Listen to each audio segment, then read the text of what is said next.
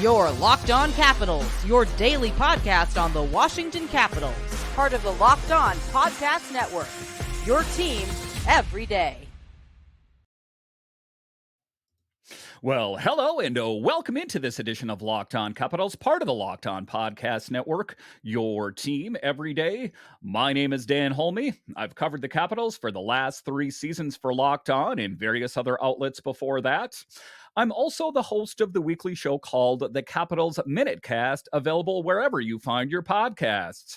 Today's episode is brought to you by our friends at FanDuel. You can start the season with a big return on FanDuel. New customers can place a $5 bet, and you'll get started with $150 in bonus bets if you win your first $5 bet. Visit FanDuel.com to get started. So in this edition of Locked On Capitals, we talk about how this year's Capitals team is a lot different than last year's Capitals team. But is it sustainable? It is so early in the season. Should us as Capitals fans, should we keep believing that this team is for real? Or is it a possibility that it's just fool's gold? Is it really possible that all the insiders, the ones that know the sport the best, panned this team as not being a great team? I'll talk about that a little bit later. I will talk about how this year's team in particular is different and my thoughts on it. Despite what the people on the outside say, I think this team is for real. What makes it different? And then in the final segment, I will talk about Alex Ovechkin and Dylan Strome and their great chemistry together. But just to get it going here, talking about that topic of, is this team for real? And I want to, dive into the exciting journey of this year. And it's been exciting so far, far exceeding anyone's expectations, my expectations, Saravalli and Friedman, and even my fellow Locked On hosts, all of them kind of said, hey, Dan, we don't know how to tell you, but this Capitals team is not going to be that great. So let's take a look back on last year, and we'll contrast the difference. So the Capitals made it to the postseason last year, and honestly, it surprised all of us. It came down to the wire. And it was a team that, the summer before, former GM Brian McClellan didn't make a lot of big moves. Pacioretty and Joel Edmondson were the only big moves that were made. And subsequently, that is the team you got. So what's interesting is they did it without making any big moves. I guess you could argue about Pacioretty or Joel Edmondson, but they didn't make any big moves like I think the Capitals made this past summer. And ultimately, you have to give a Spencer Carbery a lot of credit for squeezing some great performances out of what was called a lackluster roster. And I think that's where the frustration emanated from with Spencer Carbery, is he was trying to get the most out of a roster that maybe wasn't up to the task at hand. You see what he's getting done this year when he has some truly elite players. But as I think about it, we need to ask ourselves, did reaching the playoffs give us a false sense of hope about this team's true trajectory? And what am I talking about? You take a look at this team. They made it to the playoffs. Is it a realistic thing to think that this team can make it to the playoffs this year? I think they can, and I'll talk about that a bit more in the next segment. But right now, it feels like the Capitals are doing well. And at this point of the season, there is a feeling of, are they for real? It still is a bit early. They are playing very well, but is it sustainable in the long term? Injuries, those kind of things. And is the play that we're seeing going to be enough? That is the question. So, however, management took some proactive steps over the summer, and it seems like those strategies are paying off early in the season. Now, you take a look at the record at 10-4-0 and 20 points already. The Capitals are positioned in the top 3 of the Metro and 4th overall in the Eastern Conference. So, again, I don't think that a lot of people saw that coming, that the Capitals would be where they're at. As I take a look at the standings, they are in 3rd place right now behind the Devils and the Hurricanes, and far exceeding the Rangers. Who saw that one coming? Islanders, Flyers, Penguins, Jackets after that. So sometimes it's not all about early season predictions, sometimes that can let you down. So this unexpected turn has prompted so many questions around the league. Are the Capitals genuinely good?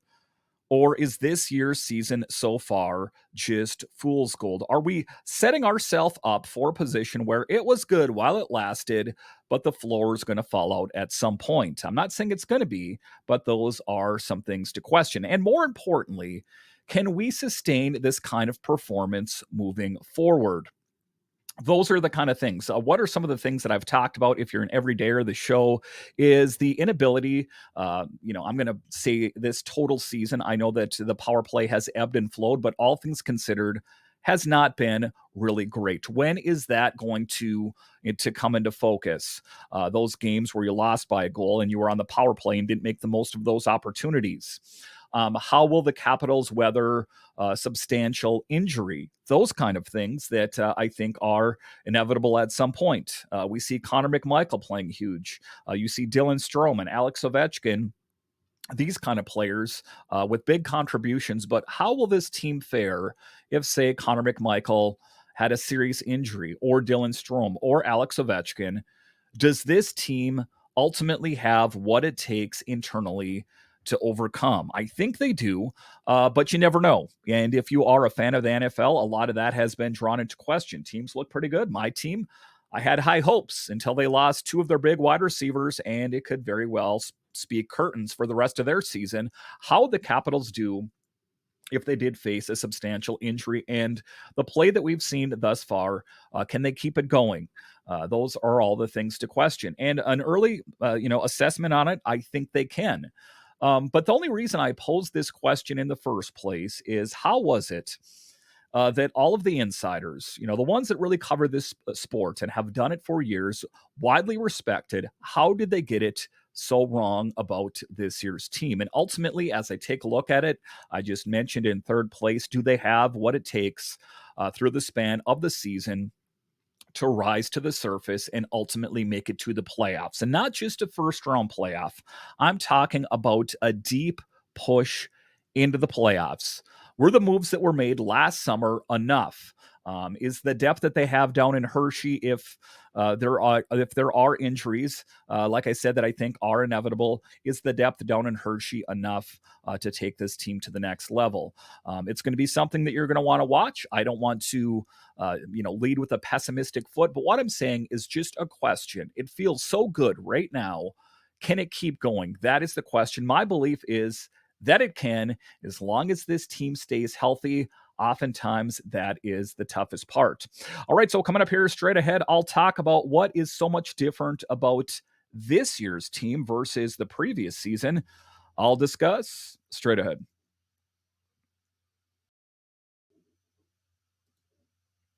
Nothing delivers comfort and joy quite like the unrivaled quality and taste of Omaha Steaks. This year, skip the holiday hustle and bustle and save 50% off gourmet gift side wide at omahasteaks.com. Plus, get a $30 reward when you shop early and score an extra $30 off with promo code NHL.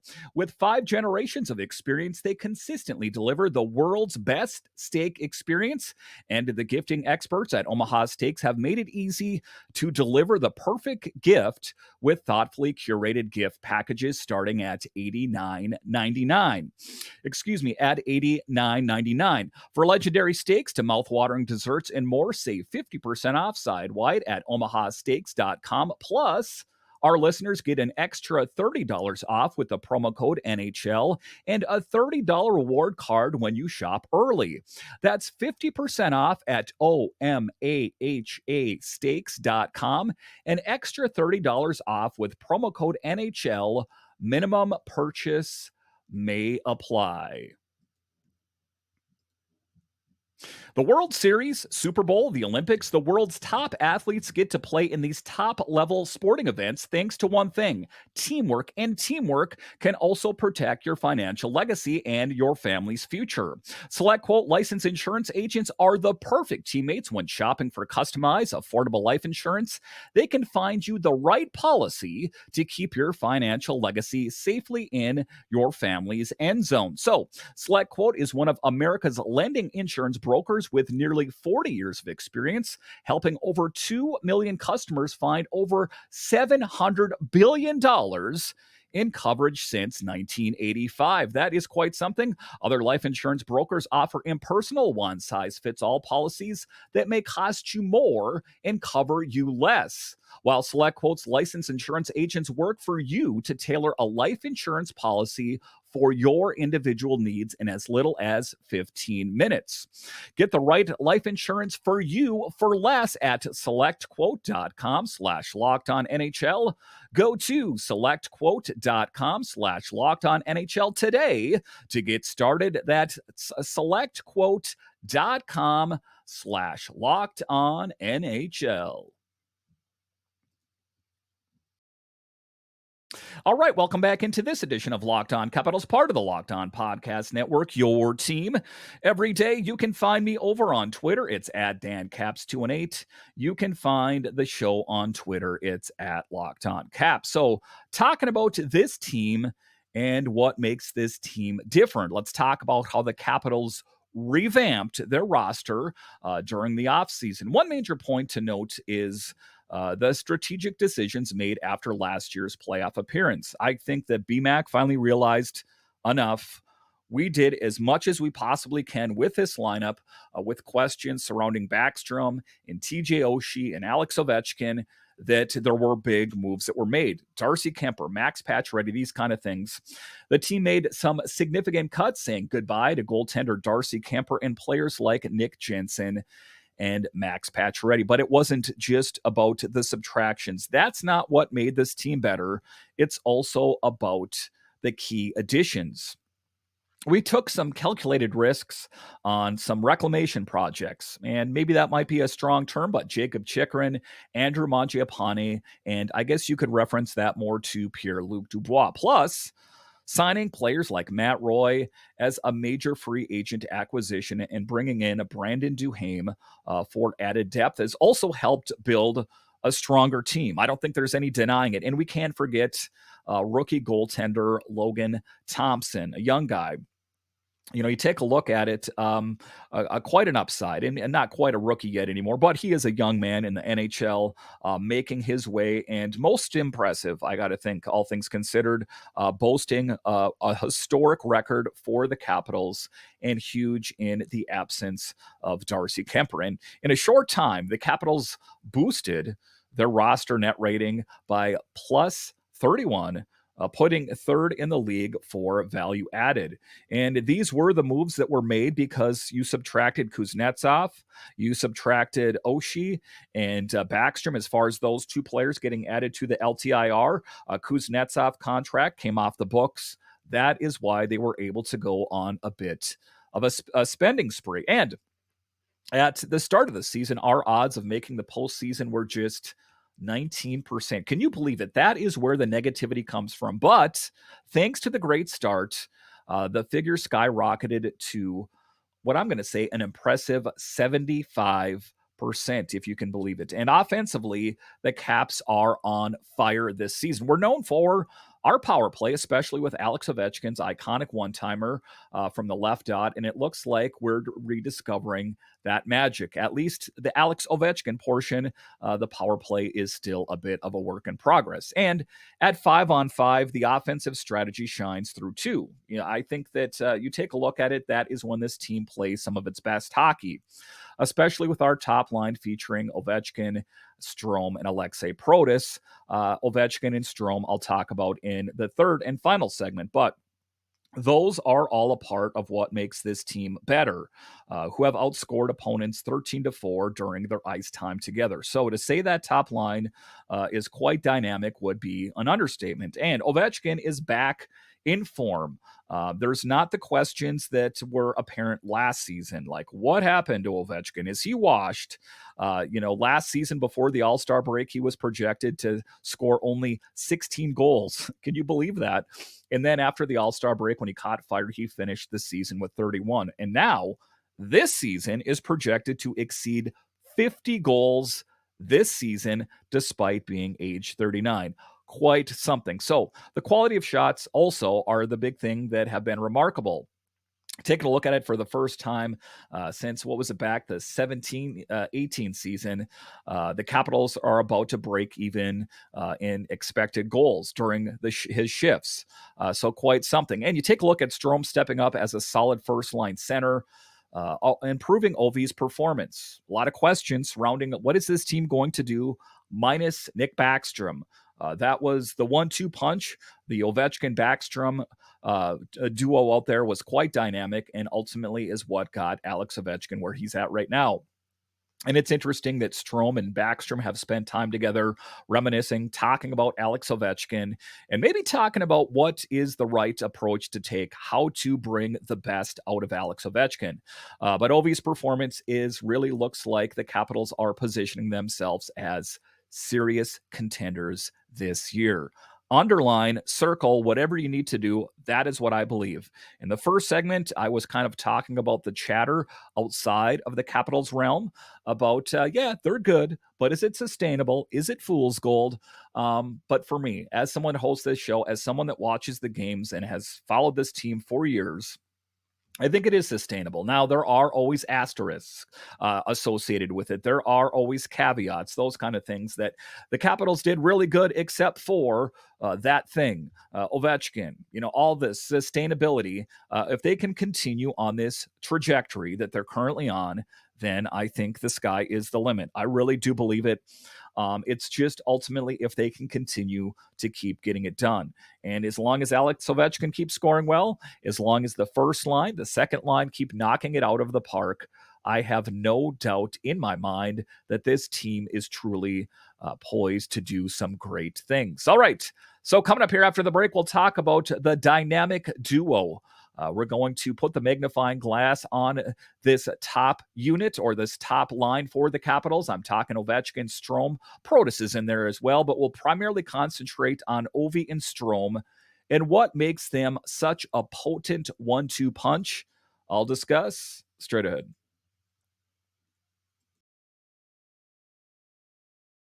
Get ready to tackle the NFL action with FanDuel, America's #1 sportsbook. Because right now, new customers can bet $5 and get $150 in bonus bets if you win.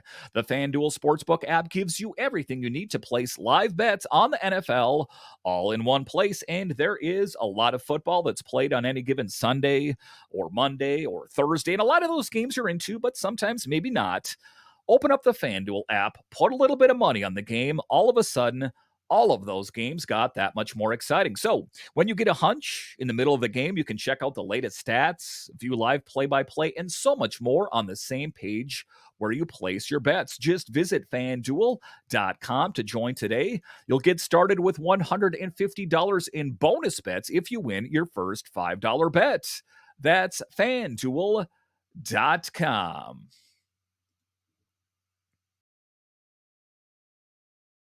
All right, welcome back into this edition of Locked On Capitals, part of the Locked On Podcast Network. It is your team every day. So next we'll talk about the 1-2 punch of Alex Ovechkin and Dylan Strome. And now one of the things that Ovi talked about around breakdown day at the end of last season is that he felt like it was a revolving door at the center position. On the top line, playing with him, there were different players that took on a role on the first line, and he was looking for consistency. And when the Capitals went out and acquired Pierre-Luc Dubois, I thought to myself, hey, that's the guy. But as it turns out, the right guy was here all along. It was Dylan Strome, and this season in particular, those two have been most impressive. Now, just to talk about, how things were over the summer, I would say one of the biggest offseason stories was Pierre-Luc Dubois. What were the Capitals thinking? He's going to be under contract for the Capitals for 7 years. Is it the right idea? Who many expected would center Ovi. But guess what? Dubois has actually clicked really well with Tom Wilson and Connor McMichael. A perfect scenario. Strome, Ovechkin, you take a look at PLD working well with McMichael and Wilson. Really great. But what about Ovechkin? He's still lined up with Dylan Strome. As he should be, it has been quite something. And oftentimes we use the word synergy. It's kind of a buzzword. Speaking of Ovechkin and Strome, these two have developed an incredible chemistry just 14 games in. Strome has assisted on every single one of Ovechkin's 10 goals. If that is not great chemistry, if that is not great synergy, I don't know what is. Can you honestly believe that? That is quite a stunning stat. And it's like they're reading each other's minds, that they're positioning themselves to do great things. This duo's collaboration reminds me of Strome's past couple of seasons with the Caps. Big contributor, a guy that was kind of put on the scrap heap by the Blackhawks, has been killer for the Capitals. And if we want to take a look at historic comparisons in the franchise's history, there's only one other player who assisted on at least 9 consecutive Ovechkin's goals. And can you imagine who that is? Well, it should come as no surprise. Nick Backstrom. Backstrom managed this over 11 games from the 2010 to 2011 to the 2011-2012 seasons. That's quite impressive. So it is a good position for the Caps that they found someone that has that chemistry with Ovechkin, a lot like Nick Backstrom did. So Dylan Strome is definitely knocking it out of the park. But so if we want to talk about the success of that whole 1-2 there, now let's get into some numbers because they are ultimately what really tells the story. When Strome and Ovechkin are on the ice together, the Caps have outscored opponents 22-8. There is no second guessing it. That is quite stunning. Those two players in particular. Now, advanced metrics, their 5-on-5 stats are also stunning. Washington has 52.2 share of shot attempts, 53.8 of expected goals, and a whopping 57.2% in high danger chances. I'm going to go ahead and say those are some solid numbers. So the impact on the season with the goals they're racking up, the Caps have a record that's quite stunning. It really shows how powerful this partnership is. Plus, the big thing is it's vital for Ovechkin's push to break Wayne Gretzky's all-time record. He's going to be able to do that when he's playing with the likes of Dylan Strome, feeding him those great passes. But right now, he's projected to score 58 goals this season. At 39 years old, think about that. That is quite stunning, which could position him nicely to tie Gretzky's record by the end of the year. Meaning not is he going to require an extension. He might very well get it done this year. Might is the operative word there. So let's not overlook Strome in all of this. It's not just all about Ovechkin. He's having a great season as well, ranking 3rd in the NHL with 18 assists and tied for 5th in total points at 22. So again, these guys are lighting it up on the ice, and ultimately what makes it so much fun. So you take a look at last year, he set a career high with 67 points, and now he's on track for 128 points this season. Quite a stunning statistic. So the 100-point milestone, if they continue, that's the big thing. If it's pretty likely that both Ovechkin and Strome could surpass the 100-point mark. That's quite something. That would be a rare achievement for the Capitals. But again, it is a lot of projections, a lot of maybes, but that's quite something. So the last time that happened was the 09-10 season when Ovechkin and Backstrom both hit that milestone. So the potential is there. The making is there for this to truly be a historic season for the Capitals, but also potentially for Alex Ovechkin. So since then, Ovechkin hasn't crossed the 100 points again, mostly due to teaming up with Backstrom. If he scores 58 goals this season, it would be his second highest total ever at 39. Again, I'm always circling back to 39. That's something just behind the 65 goals he scored back in the 07-08 season. It's 2024. That's been quite some time. So quite something as we reminisce and kind of project where this team is going. All arrows are pointing to this team is going to be really, really great. Capitals fans, there is a lot to love about this team as it's ramping up for greatness. The Maple Leafs are the next team on deck, and excitement abounds as this Capitals team is ready to take it into high gear. All right, once again, I want to thank you for joining me on this edition of Locked On Capitals and making it your first listen of the day. For your second listen, find Locked On Fantasy Hockey.